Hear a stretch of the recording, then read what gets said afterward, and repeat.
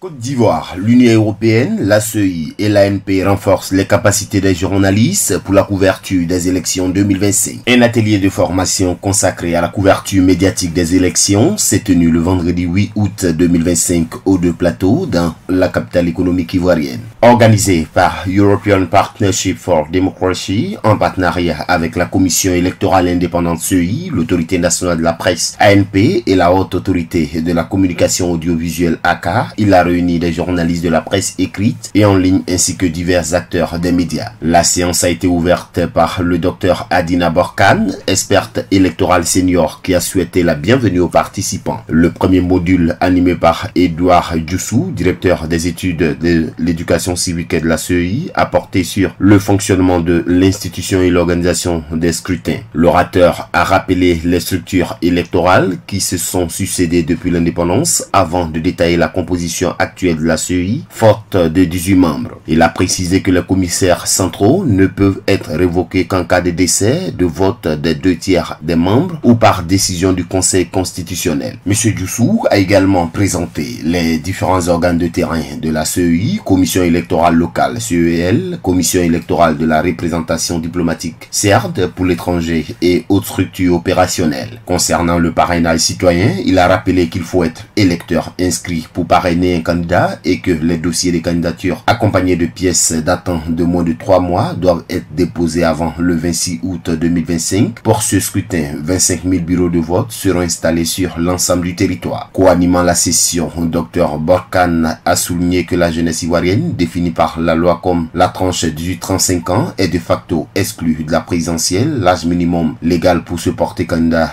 étant fixé à 35 ans. La seconde partie de la formation a été consacrée au système électoraux africain. Do Konaté, directeur de la presse et des productions numériques à l'ANP, a notamment évoqué le modèle kényan de épistocratie qui privilégie la stabilité sociale à une stricte équité électorale. Il a également mis en garde contre les risques liés à l'impression des bulletins de vote, parfois confiés à des imprimeries privées lorsque l'imprimerie nationale est surchargée, ce qui peut favoriser des tentatives de fraude. En renforçant les connaissances et outils des professionnels des médias, cet atelier entend contribuer à une couverture plus professionnelle, impartiale et rigoureuse des élections présidentielles prévues en 2025.